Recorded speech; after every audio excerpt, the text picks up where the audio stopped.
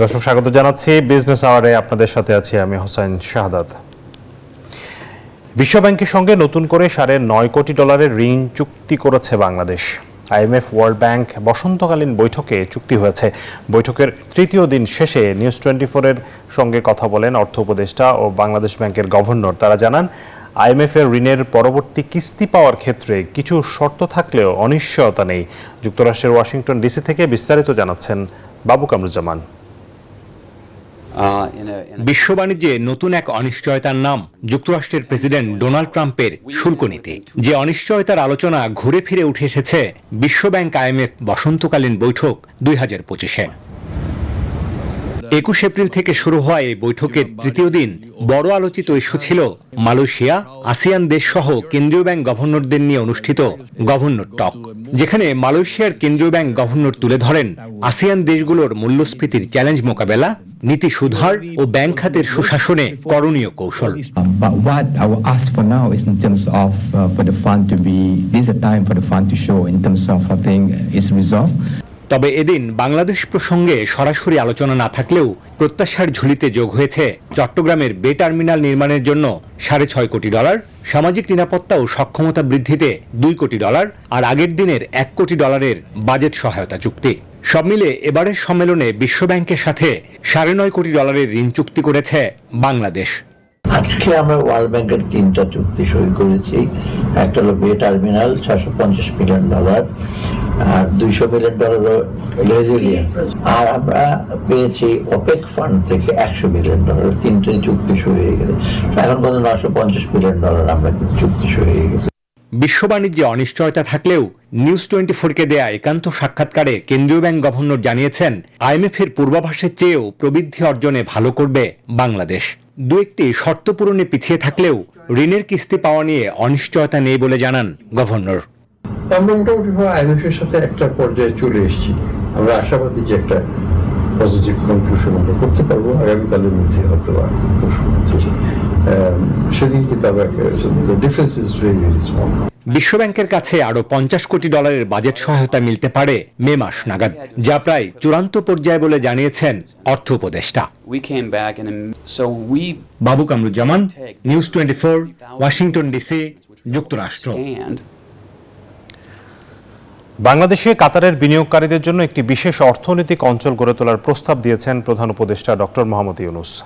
দেশটির ব্যবসায়ীদের বাংলাদেশে বিনিয়োগের আহ্বানও জানিয়েছেন তিনি। বুধবার দোহায় কাতারের উপপ্রধানমন্ত্রী এবং প্রতিরক্ষা মন্ত্রী শেখ সাউদ বিন আব্দুল রহমান বিন হাসান আল থানির সঙ্গে বৈঠক করেন অন্তর্বর্তী সরকার প্রধান। সেখানে তিনি বলেন, বিশেষ অর্থনৈতিক অঞ্চলে কাতারের ব্যবসায়ীরা সমরাস্ত্রের যন্ত্রাংশ সহ অন্যান্য খাতে বিনিয়োগ করতে পারেন। বাংলাদেশে শিল্প স্থাপন করে উৎপাদিত পণ্য দেশের বাইরে রপ্তানি করতে পারবেন কাতারের ব্যবসায়ীরা। বৈঠকের পর প্রধান উপদেষ্টার প্রেস সচিব শফিকুল আলম বাসসকে এসব কথা জানান। I mention this because amazing thing can happen if you break through from the conventional way of doing business. So here we are talking about a new, in a way, new start, but a very old foundation. দুর্নীতিমুক্ত বাণিজ্য পরিবেশ তৈরিতে কাজ করছে অন্তর্বর্তীকালীন সরকার। যে কোনো আন্তর্জাতিক বাণিজ্যিক সমস্যা সমাধানে বাণিজ্য মন্ত্রণালয় সর্বদা সহায়তার আশ্বাস দিয়েছেন বাণিজ্য উপদেষ্টা। ভারতের ট্রান্সশিপমেন্ট বন্ধে রপ্তানিতে কোনো প্রভাব পড়বে না বলেও মন্তব্য করেন তিনি। রাজধানীর পূর্বাচলে আইসিসিবিতে মিট বাংলাদেশ এক্সপোজিশনের উদ্বোধনকালে তিনি এসব কথা বলেন। উপদেষ্টা আরও বলেন, আন্তর্জাতিক ব্যবসা পরিধি বৃদ্ধিতে রপ্তানি পণ্যের বৈচিত্র্যতা এখন সময়ের দাবি। শুধু কিছু নির্দিষ্ট পণ্যের উপর নির্ভর করে টিকে থাকা সম্ভব নয়।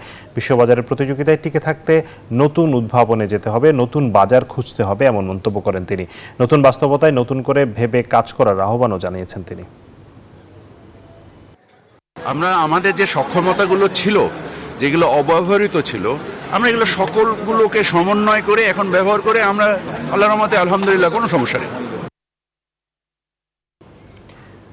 দর্শক, বাণিজ্য উপদেষ্টা বলেছেন, দুর্নীতিমুক্ত ব্যবসার পরিবেশ নিশ্চিত করতে কাজ করছে সরকার। এটি আসলে বাংলাদেশের জন্য একটি অনেক বড় সমস্যা। ব্যবসায়ীরা সবসময় এই সমস্যাটি মোকাবেলা করে থাকেন। ব্যবসা করতে গিয়ে নানান ধরনের অনিয়মের ঘুষ দুর্নীতির শিকার হচ্ছেন, যে কারণে ব্যবসার ব্যয় বাড়ছে, ব্যবসা করা কঠিন হয়ে পড়ছে। এই বিষয়গুলো নিয়ে সরকার এখন কাজ করা শুরু করেছেন এবং করার চিন্তা ভাবনা করছেন। এটি নিশ্চয়ই একটি ভালো খবর, কিন্তু এটি বাস্তবতা আসলে কতটা সম্ভব হবে এবং ব্যবসায়ীরা আসলে কি চান, এইসব বিষয় নিয়ে আমরা কথা বলতে চাই। আমাদের সাথে একজন ব্যবসায়ী রয়েছেন, ঢাকা চেম্বার অফ কমার্সের সাবেক সভাপতি শামস মাহমুদ। আপনাকে স্বাগত জানাচ্ছি বিজনেস আওয়ারে।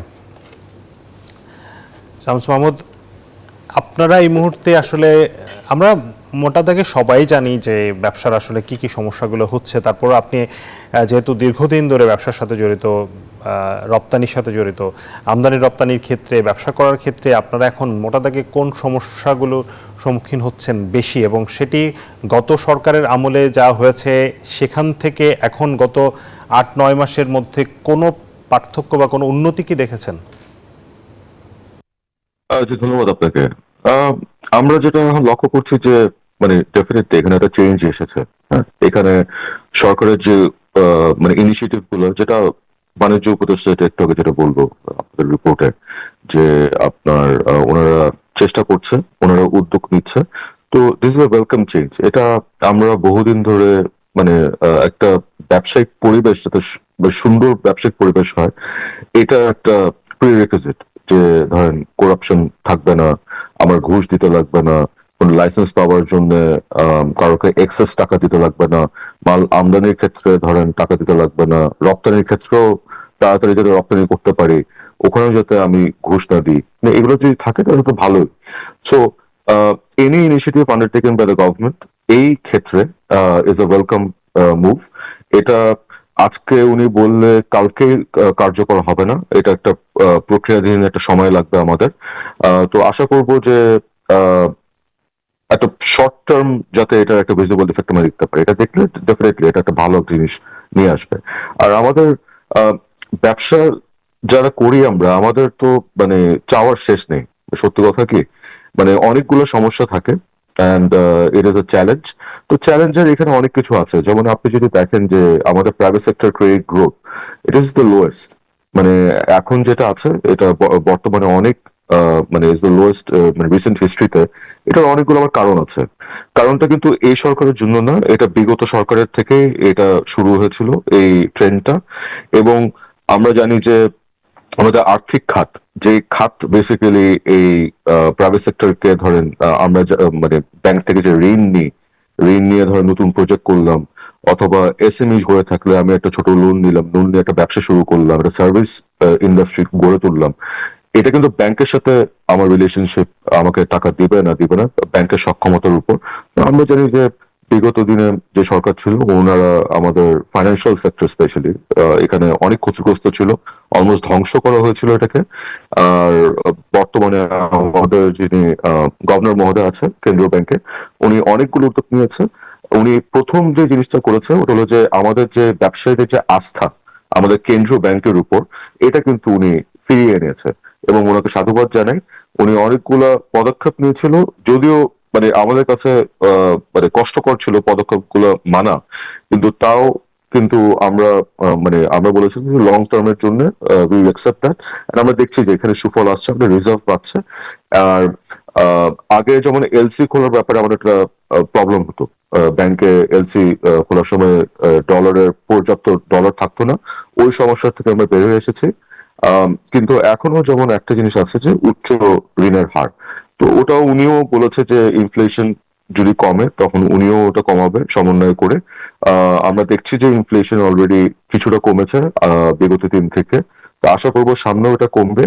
এবং সবচেয়ে যেটা মানে চ্যালেঞ্জের যে বিষয়টা মানে আমাদের প্রেজেন্ট সিনারিওতে, এটা হলো যে আইএমএফ এর একটা শর্ত আছে যে 3টা কিস্তি যদি আমি না দিতে পারি তখন ক্লাসিফাইড হয়ে যাবে।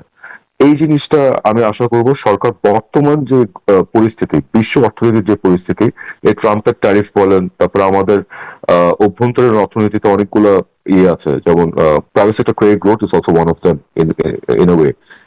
তারপর সরকার যে এখন ঋণ নেওয়া শুরু করেছে ব্যাংকের থেকে, এগুলো সবকিছু মিলিয়ে যাতে এই জিনিসটা যাতে ওনারা 3 মাসের জায়গায় 6 মাস এই জিনিসটা করে, এটা করলে আমার মনে হয় যে আমরা একটা স্বস্তির একটা জায়গা পাবো। এবং যেটা শুরুতে বলেছিলাম যে ব্যবসা মানেই হলো চ্যালেঞ্জ, তো চ্যালেঞ্জ থাকবে। আমি আশা করি সরকার ব্যবসায়ীদের কথা শুনবে, ব্যবসায়ীর সাথে কথা বলে সামনে যে পলিসি গুলো আসবে ওটা রিফ্লেকশনটা দেখতে পারবে। তো সবচেয়ে বড় যে সমস্যাটা আপনারা ফেস করেন কাস্টমসে, এনবিআরে, সেই জায়গাগুলোতে এখনও আমরা নানান ধরনের অভিযোগ পাচ্ছি। এখনও পণ্য কাঁচামাল আমদানি করতে গিয়ে, পণ্য আমদানি করতে গিয়ে কাস্টমসে ঘুষ দিতে হচ্ছে। ব্যবসায়ীরা আমাদেরকে বিভিন্ন সময় ফোন করে বলছেন। এই সমস্যাগুলো সমাধানে কি আসলে এই যে বাণিজ্য উপদেষ্টা যেই উদ্যোগটা নেওয়ার কথা বলছেন, এখানে আসলে কি কি করা দরকার? মানে এই সমস্যাগুলো তো এখনও রয়ে গেছে। আপনি বলছেন কিছুটা উন্নতি হয়তো হয়েছে কিছু কিছু জায়গায়, কিন্তু এখনও তো বিভিন্ন জায়গায় সমস্যাগুলো এখনও রয়ে গেছে। না, সমস্যা আছে। যেমন কাস্টমার্সের মেইন যে সমস্যা হলো অটোমেশন, এটা বহুদিন ধরে আমরা বলে আসছি।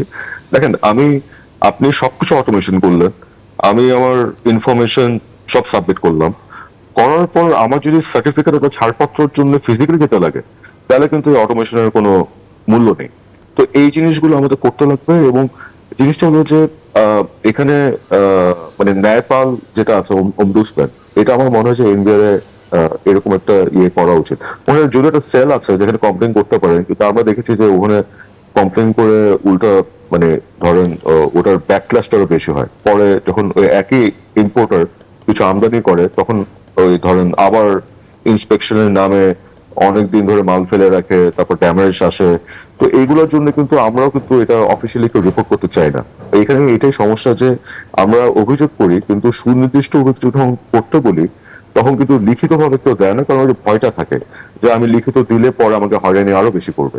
তো এইখানে মানে এই জিনিসটা আমাদের চেঞ্জ করতে লাগবে। এটা আসলে অটোমেশন ছাড়া এটা কোনো অন্য ওয়ে নেই। এবং এখানে আরেকটা জিনিস হলো যে আমরা এই যে আপনার এইচএস কোড নিয়ে অনেক কথা বলি, যে এটা আসেকুডা 2, 3 এগুলো অনেক কিছু করা হয়েছে, কিন্তু আনফরচুনেটলি যখন আমি মালটা আমদানি করে থাকি, তখন যদি যে কর্মকর্তা ধরেন এটা ইন্সপেকশন করছে, উনি যদি কোনো কারণে যদি বলে যে এটা আমি ইন্সপেকশনে দিব, হ্যাঁ, তখন কিন্তু যেহেতু আমার মালটা ধরেন এটা যদি এটা পেরিশেবল আইটেম থাকে, যেটা নষ্ট হয়ে যাবে, আমি অনেকদিন ফেলে রাখলে নষ্ট হয়ে যাবে, তখন কিন্তু আমি ওনাকে বলবো যে আচ্ছা এটা কিভাবে তাড়াতাড়ি ছুটানো যায় বলেন। তো এই সিচুয়েশন যাতে না রাইজ করে, এখানে একটা বড় একটা জিনিস আছে। এবং এখানে পোর্টের একটা বড় জিনিস আছে। পোর্টের দেখেন, আমাদের চট্টগ্রাম যে পোর্টটা আছে, এটা কিন্তু অপারেট করে চিটাগং পোর্ট অথরিটি। ওয়ার্ল্ডে অনেক দেশ আছে, মানে majority of the countries except আমার মানে বাংলাদেশ আর মিয়ানমার ছাড়া এইরকম সিস্টেম নেই যে পোর্ট অথরিটি ম্যানেজমেন্টও করবে, অপারেটও করবে, সবকিছুই একটা সরকারি প্রতিষ্ঠান একটা মানে অর্গান করছে। এটাতে যেটা হয়, এখানে যে ধরেন স্ক্যানার, আমি যদি স্ক্যানারে অটোমেটিক ধরেন আমার পণ্য স্ক্যান করে ফেললাম, সব অটোমেটেড থাকলো, এইখানে একটা ইনভেস্টমেন্ট রিকোয়ারমেন্ট আছে। এখন সরকারি প্রতিষ্ঠানের ইনভেস্টমেন্ট রিকভার করতে গেলে কিন্তু অনেক দিন লাগে। কিন্তু ইন্টারন্যাশনাল যারা খুব ভালো এসব কাজে, ইন্টারন্যাশনাল আন্তর্জাতিক মানের যে কোম্পানিগুলো আছে, আমরা মনে করি যে এগুলো কিন্তু আউটসোর্স করে দেওয়া উচিত ওদেরকে, যে ওনারাই যাতে এটা ম্যানেজমেন্টটা করে, তখন কিন্তু এগুলো অনেক ভাবে হ্রাস পায়। এবং আরেকটা যেটা বড় চ্যালেঞ্জ এখন, এটা দেখেন যে এই যে ট্রান্সশিপমেন্টের ব্যাপারে, ট্রান্সশিপমেন্ট যখন ভারত যখন বন্ধ করে দেবে ট্রান্সশিপমেন্ট, আমার কিন্তু অলরেডি এখানে দাম বেড়ে গেছে। আমার লোকাল যে ফ্রেট চার্জ, আপনি যে নিউজ পেপারে দেখেন, দেখবেন এখানে দাম বেড়ে গেছে। এখন হ্যাঁ, সরকার বলছে যে এটা আমাদেরকে এফেক্ট করবে না, অল্টারনেটিভ ক্রিয়েট হবে, কিন্তু জিনিসটা হলো অল্টারনেটিভ ক্রিয়েট কবে হবে? আমার তো কালকে যদি কোনো আমি একটা এয়ার ফ্রেট করি, আমার তো দাম বেড়ে গেছে অলরেডি, এই টাকাটা কে দিবে আমাকে? এই যে এখন যে দামটা বেড়ে গেল, এটা তো আমার পকেট থেকেই যাবে। তো এই জিনিসগুলো আমাদের কিন্তু আমরা অনেক কথা বলি, কিন্তু এই মানে এটা বাস্তব মানে রিয়ালিটির সাথে কিন্তু এটা সামঞ্জস্য না। তো আরেকটা জিনিস হলো যে আমরা ওই একটা প্রোডাক্টের উপর ডিপেন্ডেন্ট না হয়ে আমরা মাল্টিপল প্রোডাক্টস এক্সপোর্ট করব। হ্যাঁ, এটা আমি 2008 থেকে চেম্বারে আছি, তখন থেকে আমরা যে ডিসকাশন করতাম, আজকেও কিন্তু একই ডিসকাশন করছে। তো কথাটা হলো যে গত মানে ধরেন 25 বছরে অন্য সেক্টর তাহলে উঠে আসে নাই কেন? ওনাদেরকে তো সরকার ইনসেন্টিভ দিয়েছে। সো নিশ্চয়ই দের ইজ এ রিজন। এখন আমি মানে বললেই তো হবে না। এখানে আগে জিনিসটা হলো যে অন্য সেক্টর আগে উঠুক, ওরা এক্সপোর্ট শুরু করুক, তারপরে আমি ধরেন নীতিগত মানে পলিসিগত আমি সিদ্ধান্ত নেব যে ঠিক আছে এটা এইভাবে করবো এইভাবে করবো। কিন্তু আনফর্চুনেটলি আমাদের যে সমস্যা যেটা, ওটা আমরা বলে দিই যে এটা সামনে ঠিক হয়ে যাবে, without doing the proper assessment. যেমন দুর্নীতিমুক্ত যদি করতেই চাই, আমার তো আগে অটোমেশনটা থাকতে লাগবে। অটোমেশন এখন আমি আজকে যদি পদক্ষেপ নিই, 6 মাস পর মানে 5 বছর পর করি, তাহলে তো কোনো লাভ হলো না।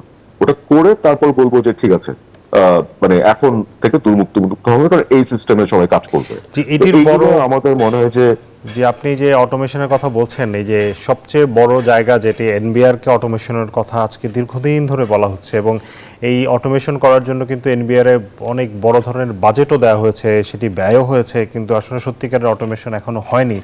যে কারণে আমরা দেখতে পাচ্ছি রাজস্বের যে আদায়ের যে লক্ষ্যমাত্রা, সেখান থেকে বাংলাদেশ কিন্তু অনেক দূর পিছিয়ে আছে। এই বিষয়ে আমাদের কাছে একটি প্রতিবেদন আছে। একটা জিনিস কিন্তু আছে যে সফটওয়্যার দিলে হবে না, এটা তো জনবলেরও প্রয়োজন আছে। আমরাও জানি যে এনবিআর কিন্তু মানে পর্যাপ্ত পরিমাণ জনবল নেই। তো এই জিনিসটা কিন্তু দেখতে লাগবে। আপনি অটোমেশন করলে ওটা চালানোর জন্য কিছু লোক লাগবে আপনার, অথবা ডিপার্টমেন্টে অনেক লোক লাগবে, ওখানে কিন্তু ওনাদের একটা শর্টফল আছে। কিন্তু ভালো যে জিনিসটা ওটা হলো যে বর্তমান যিনি চেয়ারম্যান আছে উনি কিন্তু বসছে আমাদের সাথে। উনি আমাদের কথা শুনুক না শুনুক, that is a separate issue, কিন্তু উনি যে বসে আমাদেরকে বলার স্কোপটা দিচ্ছে, এটা কিন্তু একটা আমি বলবো পজিটিভ জিনিস। কারণ বিগত দিনে কিন্তু আমরা কথা বলতে পারতাম না, কথাও শুনতো না, ওনাদের যা খুশি তাই করতো। অ্যাটলিস্ট এই জিনিসটা কিন্তু উই হ্যাভ টু অ্যাপ্রিশিয়েট যে উনি শুনছে, এখন প্রতিশ্রুতি দিচ্ছে। এখন আমাদের দেখার পালা যে এটা বাস্তবায়ন কেমনে করে এবং কবে মতো করবে। শামস ভাই, আমাদের হাতে একটি প্রতিবেদন আছে, একটু আমরা দেখছি যে গত 9 মাসে অর্থাৎ অর্থ বছরের মার্চ পর্যন্ত আমাদের যে রাজস্ব ঘাটতি সেটি কিন্তু বেশ কম। এনবিআরের নানা পদক্ষেপেও গতি নেই রাজস্ব আদায়ে। অর্থ বছরের প্রথম 9 মাসে ঘাটতি দাঁড়িয়েছে 65,000 কোটি টাকা। অর্থনীতি বিশ্লেষকরা বলছেন উচ্চ মূল্যস্ফীতি, ব্যবসায়ীদের বিনিয়োগে অনাগ্রহ এবং কাঁচামাল আমদানি কমে যাওয়ায় বাড়ছে ঘাটতি।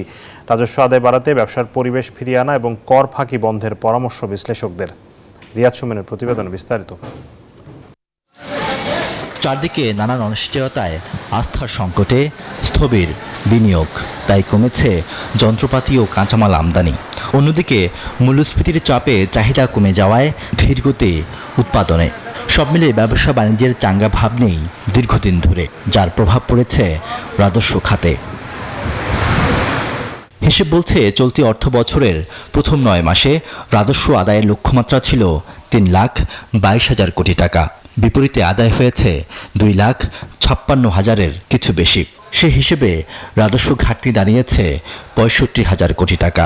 এই বছরটা একটা অস্বাভাবিক বছর, যেটা ধরেন প্রথম 6 মাসে প্রশাসনকে গুছিয়ে আনতে সময় লেগেছে। তাও যে একেবারে আগের মতো সক্রিয়তার দিক থেকে স্বাভাবিক অবস্থায় গেছে সেইটা বলা যাবে না, কিন্তু অক্টোবর নভেম্বরের সময় যে ধরনের একটা অগোছালো পরিস্থিতি ছিল, ওই ধরনের অবস্থায় তো আপনার রাজস্ব আদায়ে মনোযোগী হওয়া কঠিন। এনবিআরের তথ্য বলছে চলতি অর্থ বছরের জুলাই থেকে মার্চ আমদানি পর্যায়ে রাজস্ব আদায়ের ঘাটতি 18 ভাগের বেশি। মূসক ও আবগারি শুল্ক পর্যায়ে ঘাটতি হয়েছে প্রায় 17%, আর আয়করের ঘাটতি সবচেয়ে বেশি 25.5%। বিশ্লেষকরা বলছেন দুর্নীতি কমানো গেলে আদায় আরও বাড়ানো যেত। এই সব প্রবৃত্তিগুলোই স্বাভাবিক সময় যে 19-20% প্রবৃদ্ধি হয় তার থেকে অনেক অনেক নিচে, আর সেই বিপরীতে অনেক বেশি উচ্চাভিলাষী লক্ষ্যমাত্রা দেয়া হয় রাজস্বের ক্ষেত্রে, যেটা রাজনৈতিক সরকারগুলো দিয়ে থাকে। তো বর্তমান এই বাস্তবতার প্রেক্ষাপটে বাড়তি রাজস্ব আদায় সরকারের জন্য কষ্টকর। জানুয়ারিতে অনেক পণ্যে ভ্যাট ও শুল্ক বৃদ্ধি কিংবা আয়কর রিটার্ন জমায় জোর প্রচারণার পরও লক্ষ্যমাত্রা অর্জনে প্রভাব ফেলতে পারেনি এনবিআর। তাই শুল্ক হার না বাড়িয়ে কর ফাঁকি রোধ করার পরামর্শ অর্থনীতিবিদদের। শুধুমাত্র তার যে কর ফাঁকি হচ্ছে, সেই কর ফাঁকিকে যদি রোধ করতে পারেন, তাহলেও এখন যে পরিমাণ রাজস্ব আদায় করছেন তার সমপরিমাণ রাজস্ব বৃদ্ধির সুযোগ রয়েছে। রাজস্ব আদায় বৃদ্ধির জন্য যে সংস্কারের কাজগুলো শুরু হয়েছে, এই সরকার এই বাজেটে বলে দেবে যে তারা যাওয়ার আগে কোন কোন কাজটা তারা শেষ করে যাবে। শুধু শুরু করে দিলাম, পরবর্তী সরকার এসে চালিয়ে যাবে, এই অ্যাসাম্পশনটা না করে ছোট হোক, ছোট আকারের হোক, কিন্তু সংস্কার যেটা পরিপূর্ণতা পাবে সেগুলো বলে দেয়। হিসেব বলছে লক্ষ্যমাত্রা অর্জন করতে চাইলে অর্থ বছরের শেষ 3 মাসে এনবিআরকে প্রতিদিন গড়ে আদায় করতে হবে 2,275 কোটি টাকা, যা একরকম অসম্ভব। রিয়াদ সুমন, নিউজ 24, ঢাকা। আমরা প্রতিবেদনও দেখছিলাম, জনাব শামস মাহমুদ আছেন আমাদের সাথে। যেমন শামস মাহমুদ, আপনি দেখলেন যে ডক্টর জাহিদ যেটি বলছিলেন শেষ দিকে আমরা দেখলাম যে তিনি বলছিলেন যে সংস্কারগুলো আসলে শুরু হয়েছে সেগুলো যাতে ক্যারি ফরওয়ার্ড হয় পরবর্তী সরকার আসার পরে, সেই ব্যবস্থাপনাটা করে যাওয়াটা জরুরি। এবং আরেকটি বিষয়ে যে ডক্টর মোয়াজ্জেম বলছিলেন যে কর ফাঁকি রোধ করা গেলে আমাদের আসলে রাজস্ব আদায় অনেক বাড়ানো যেত। এই কর ফাঁকির বিষয়টা কেন আসলে আমরা অ্যাড্রেস করতে পারছি না, এই দুটা জায়গায় একটু যদি বলেন। এখানে দেখেন, এখানে যখন মানে কেউ যখন আমদানি করে থাকে কমোডিটি, যদি আমি বলি, এখানে আন্ডার ইনভয়েসিংটা করা হয়।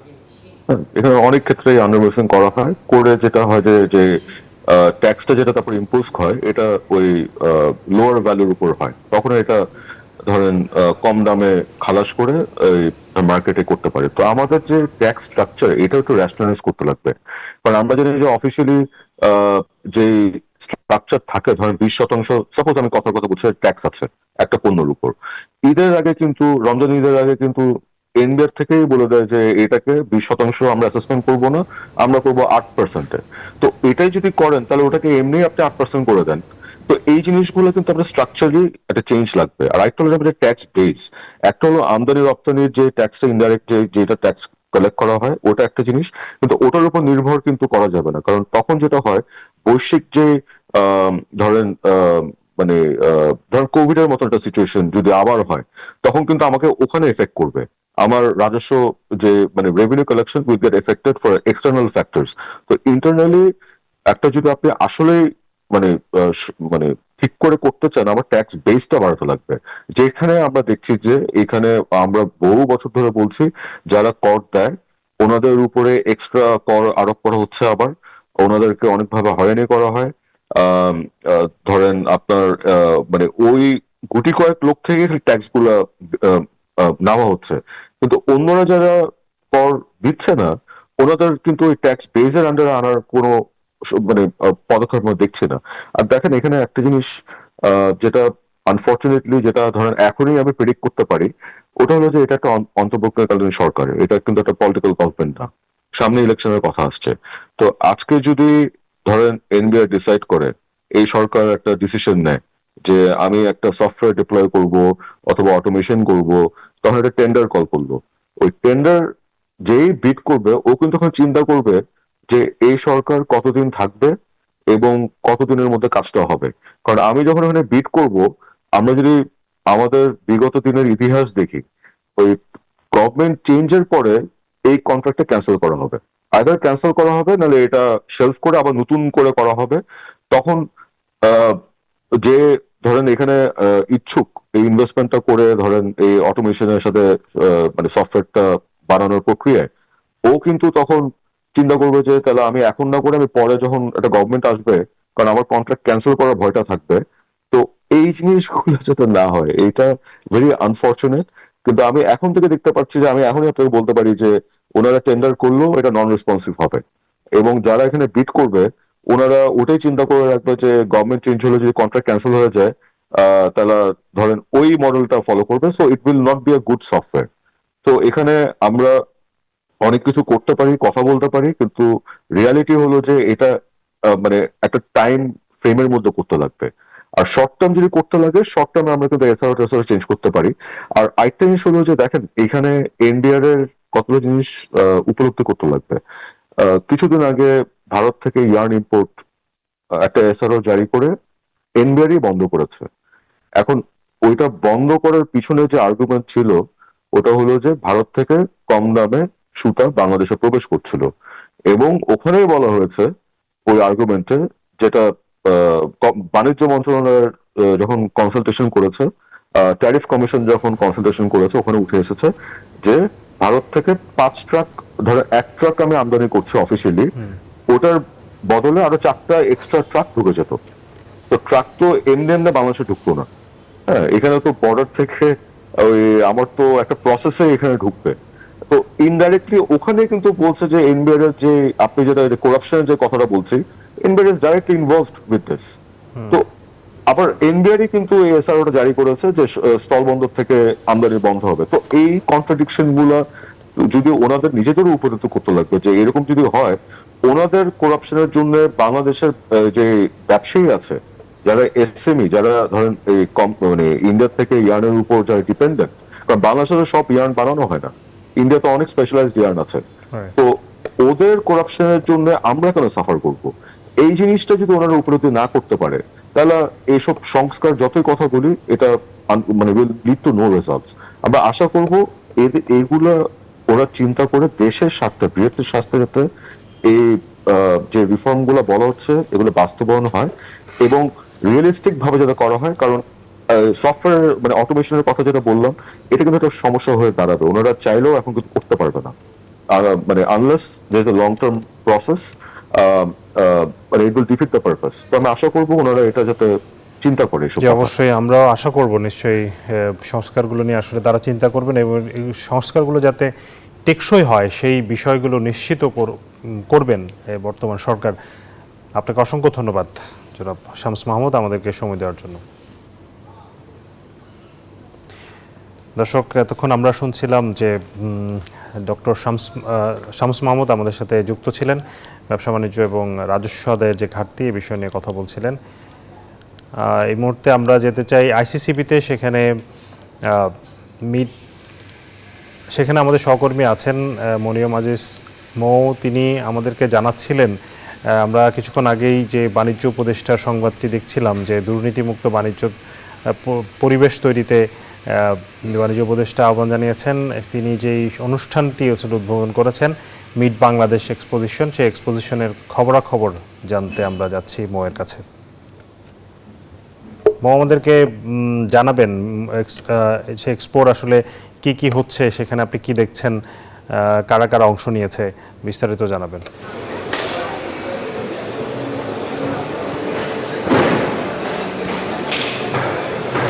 ধন্যবাদ শাহাদাত। আমরা সকাল থেকেই আসলে আইসিসিবি কনভেনশন হলে আছি এবং বসুন্ধরা কনভেনশন হলে কিন্তু এটি হচ্ছে এবং সকলের জন্য এই উন্মুক্ত প্রদর্শনীটির নাম হচ্ছে মিট বাংলাদেশ। কিছুক্ষণ আগেই বাণিজ্য উপদেষ্টা শেখ বশির উদ্দিন এই প্রদর্শনীটি উদ্বোধন করেন এবং তিনি বলেন আসলে দুর্নীতিমুক্ত বাণিজ্য পরিবেশ তৈরিতে কাজ করছে অন্তর্বর্তী সরকার। আপনাকে যদি আরেকটু দেখাতে চাই যে এখানে বিভিন্ন ধরনের প্রদর্শন করা হচ্ছে, পণ্য, ইলেকট্রনিক পণ্য থেকে শুরু করে বিভিন্ন ধরনের লেদারের পণ্য কিন্তু প্রদর্শন করা হচ্ছে এবং এখানে এক ছাদের নিচে 120টি স্টলে কিন্তু অনেক ধরনের বিভিন্ন ভ্যারাইটিসের পণ্য দেখানো হচ্ছে এবং যারা এসেছেন তাদের মধ্যে দেশীয় থেকে আন্তর্জাতিক দেশ থেকেও কিন্তু অনেকেই এসেছেন এবং প্রতিদিন সকাল 10টা থেকে সন্ধ্যা 7টা পর্যন্ত 24 থেকে 25 এপ্রিল এই প্রদর্শনীটি সকলের জন্য উন্মুক্ত থাকবে। এবং আপনাকে যদি আরেকটু বলতে চাই যে আসলে দেশের অর্থনীতিকে আসলে যে অর্থনৈতিক ক্ষতগুলো তৈরি হয়েছে সেগুলো রপ্তানি খাতকে উন্নত করতে, সে আমদানি নির্ভরতা কমিয়ে আনতে কিন্তু এই প্রকল্পের আয়োজন করা হয়েছে এবং যারা এসেছেন 120-এর অধিক কোম্পানি যেটি বলছিলাম যে এসেছেন এবং এখানে কিন্তু সিঙ্গাপুর, লিবিয়া, কলম্বিয়া, আলজেরিয়া, সংযুক্ত আরব আমিরাত, ইন্ডিয়া, ভুটান, মালদ্বীপ এবং মালয়েশিয়া সহ 9টির অধিক দেশের 25টি আন্তর্জাতিক সোর্সিং এজেন্ট এবং ক্রেতা, 1000-এর অধিক স্থানীয় ক্রেতা এবং 120-এর অধিক বাংলাদেশি উৎপাদনকারী কিন্তু এখানে অংশগ্রহণ করেছেন এবং এখানে আসলে প্রদর্শনী শেষে আন্তর্জাতিক সোর্সিং এজেন্ট এবং ক্রেতারা বাংলাদেশি উৎপাদনকারী বিভিন্ন শিল্প কারখানার আসলে পরিদর্শন করবেন, যা বাংলাদেশের রপ্তানি খাতে একটি সুযোগ তৈরি করবে। সেই জায়গা থেকে আসলে তারা অনেকটাই আশাবাদী যে বাংলাদেশের রপ্তানি খাত অনেকটাই উন্নত হবে এবং আমাদের দেশের আমদানি নির্ভরতা কমে আসবে। শাহাদাত, এখান থেকে এই ছিল সর্বশেষ। আপনাকে ধন্যবাদ। দর্শক, আইসিসিবিতে মিট বাংলাদেশ এক্সপোজিশন চলছে, সেখানের খবরাখবর জানাচ্ছিলেন সহকর্মী মৌ। এরই সাথে সময় হয়েছে বিরতির, ফিরছি একটু পর, সাথেই থাকবেন আশা করছি। স্বাগত আরেকবার, দেখছেন বিজনেস আওয়ার। সাভারে রানা প্লাজা ধসের 1 যুগ পূর্ণ হলো আজ। এই ঘটনায় প্রাণ হারিয়েছেন 1136 জন পোশাক শ্রমিক, আহত হয়েছিলেন 2000-এর বেশি মানুষ। সেই ভয়াল দুর্ঘটনার কথা মনে করে আজও আঁতকে ওঠেন হতাহত মানুষ। বিচারও পাননি তারা। এই ঘটনা শুধু বাংলাদেশ নয়, নাড়িয়ে দিয়েছিল পুরো বিশ্বকে। দিনটি স্মরণে পালন করা হচ্ছে নানা কর্মসূচি। নাজমুল হুদার তথ্য, ছবিতে ডেস্ক রিপোর্ট।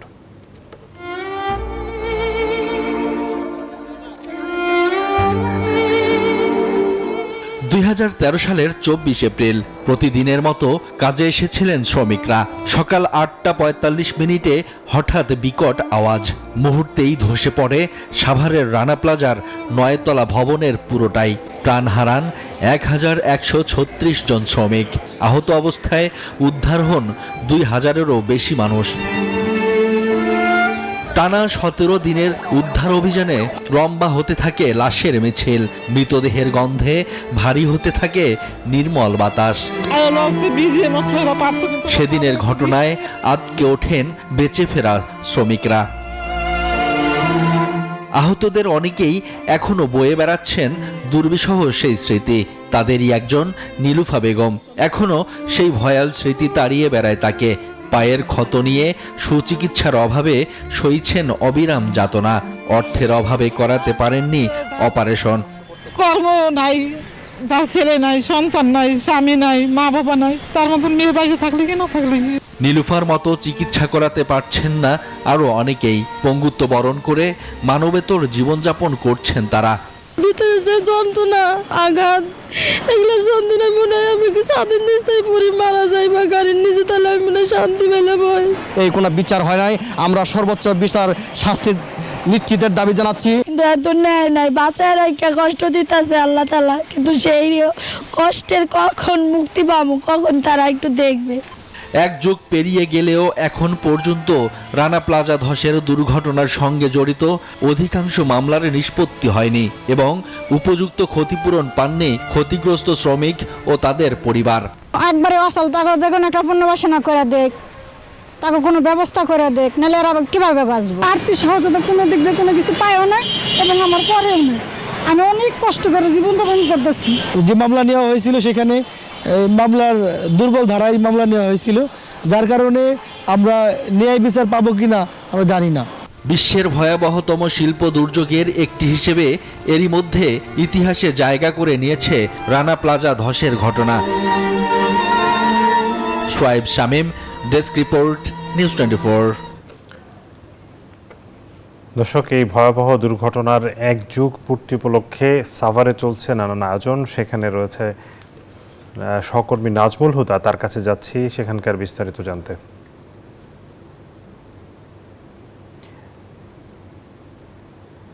নাজমুল, আমাদেরকে জানাবেন যে সাভারে আমরা জানি আসলে অনেক দিন হয়ে গেছে, এখন আসলে তাদের যে ক্ষত সেটি হয়তো সেরেছে কিছুটা এখনও তাদের আর্তনাদ রয়ে গেছে।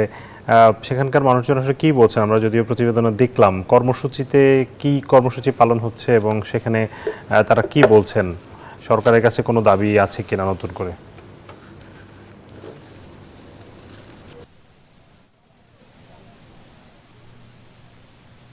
শাহাদাত, আপনাকে ধন্যবাদ। আপনি যেমনটি বলছেন তার আগে একটি প্রতিবেদন দেখাচ্ছিলেন যে এই পোশাক কারখানায় কিন্তু রানা প্লাজার ভবনে কিন্তু 5টি পোশাক কারখানা ছিল এবং সেই পোশাক কারখানার মধ্যে কিন্তু যে রানা প্লাজার ভবনে যে 5তলায় যে ফাটল দেখা দিয়েছিল সেখান থেকে আসলে সেই ফাটল থেকে কিন্তু যে এতগুলি শ্রমিক মারা গেল এবং আপনারা জানেন যে 13 থেকে 24 এই 12 বছর হয়ে গেল, 12 বছরও কিন্তু এখনো বিচার হয়নি এবং আপনারা জানেন যে এই রানা প্লাজার সামনে যে অস্থায়ী যে স্মৃতিস্তম্ভ রয়েছে সেই অস্থায়ী স্মৃতিস্তম্ভ কিন্তু যারা নিহতর পরিবার এবং আহত শ্রমিকরা এবং জাতীয় নাগরিক পার্টি এনসিপির পক্ষ থেকেও কিন্তু আপনারা জানেন যে তারা শ্রদ্ধা নিবেদন করছেন এবং এই যে রানা প্লাজার ভবন ধসের যে 12 বছর পরেও কিন্তু এখনো বিচার হয়নি এবং আমরা যদি একটু কথা বলি আপনার সাথে যে এই মুহূর্তে এই যে 12 বছরেও কিন্তু এখনো বিচার হয়নি, শ্রমিক হত্যার বিচার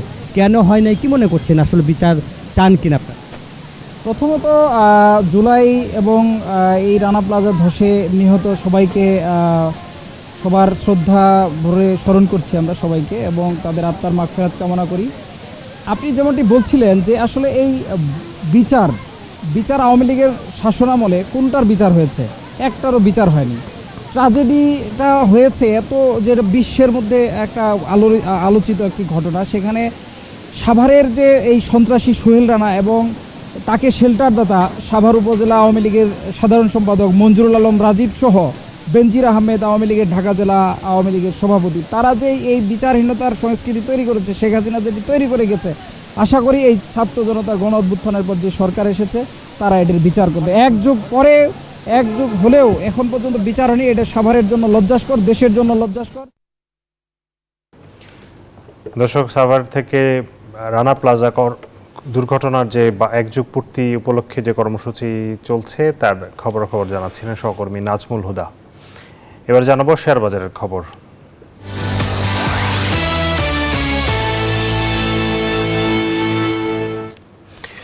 ঢাকা স্টক এক্সচেঞ্জের ওয়েবসাইট থেকে জেনে নেব লেনদেনের সবশেষ পরিস্থিতি।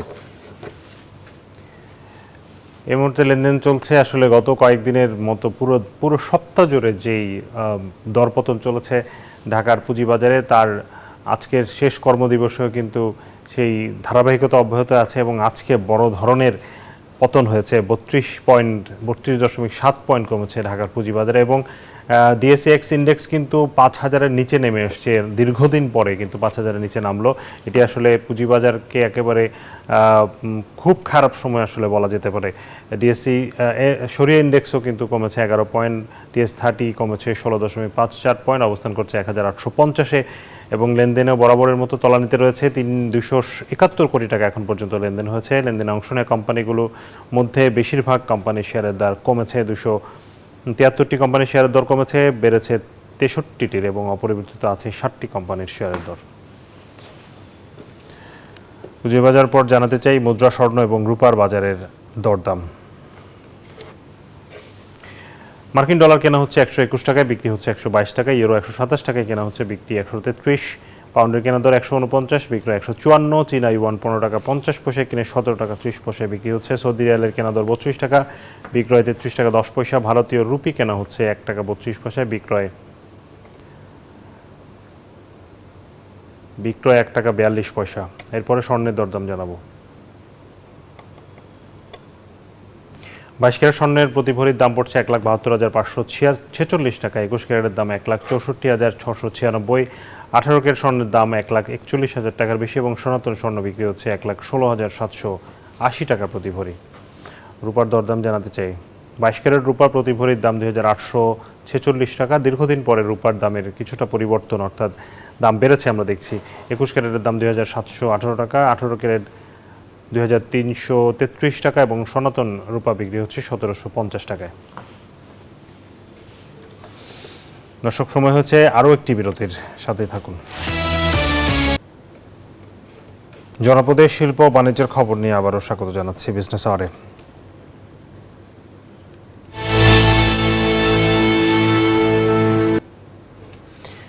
বড় মৌসুমে সরকারি ধান চাল সংগ্রহ কার্যক্রম শুরু হচ্ছে আজ থেকে। চলতি বড় মৌসুমে সারা দেশে 14 লক্ষ মেট্রিক টন চাল এবং 5 লাখ মেট্রিক টন ধান সংগ্রহের লক্ষ্যমাত্রা নির্ধারণ করেছে খাদ্য বিভাগ। ধানের দাম নির্ধারণ করা হয়েছে প্রতি কেজি 36 টাকা এবং সেদ্ধ চাল প্রতি কেজি 49 টাকা। গত আমন মৌসুমে 5.5 লাখ মেট্রিক টন সিদ্ধ চাল এবং 1 লাখ মেট্রিক টন আতপ চাল ও 3.5 লাখ মেট্রিক টন ধান সংগ্রহের লক্ষ্যমাত্রা নির্ধারণ করা হয়েছিল। গত মৌসুমে ধানের দাম নির্ধারিত ছিল প্রতি কেজি 33 টাকা, চালের 47 টাকা। এবারে বিশ্ব বাণিজ্যের খবর।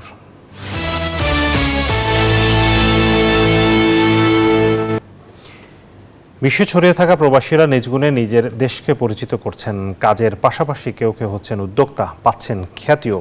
জীবিকার তাগিদে মালয়েশিয়ায় গিয়ে কৃষি খামার করে সফল হয়েছেন সিলেটের 3 তরুণ। তাদের পাঠানো অর্থ দেশের অর্থনৈতিক চাকা সচল রাখছে। মালয়েশিয়া থেকে মোস্তাক রয়্যালের পাঠানো তথ্য, ছবিতে ডেস্ক রিপোর্ট। মালয়েশিয়ায় জীবিকার তাগিদে বিভিন্ন সময়ে পাড়ি জমিয়েছিলেন জুবাইর চৌধুরী কাউসার, মাহবুবুর রহমান রুবেল ও আমির হামজা নামের সিলেটের 3 তরুণ। প্রথমে এসে তারা বিভিন্ন চাকরি ও ব্যবসার সাথে জড়িত থাকলেও একসময় তারা শখের বশে কৃষি খামার শুরু করেন। আমরা 3 জন মিলে মূলত বন্ধুত্ব এবং ফ্যামিলি বন্ডিং এর মধ্যে থেকে আমরা শুরু করি আর কি। তো আলহামদুলিল্লাহ আমাদের এখানে মোটামুটি উৎপাদন ভালো হচ্ছে। আমরা বিভিন্ন বাংলাদেশি মানুষ আছে এখানে আমাদের ব্যবসা বাণিজ্য করতেছে, তারা এখানে এসে নিয়ে যায়। আবার এখানে মালয়েশিয়ানরা আছে, তারাও এসে আমাদের কাছ থেকে নিয়ে যায়। চাইনিজরা আছে, তারাও এসে নিয়ে যায়। আমরা এখানে পাইকারি মূল্যে দেই, আমাদের একটা ভালো প্রফিট থাকে। এখন সে উদ্যোগই তাদের আয়ের প্রধান উৎস। প্রবাসী চাকরির পেছনে না ছুটে 3 বন্ধু 10 একর জমিতে গড়ে তুলেছেন কৃষি খামার। তাদের কৃষি খামারে রয়েছে 10,000 মুরগি, 1,000 হাঁস, 500 ছাগল এবং 6টি পুকুর, যেখানে তেলাপিয়া, শোল আর কই মাছের চাষাবাদ হচ্ছে।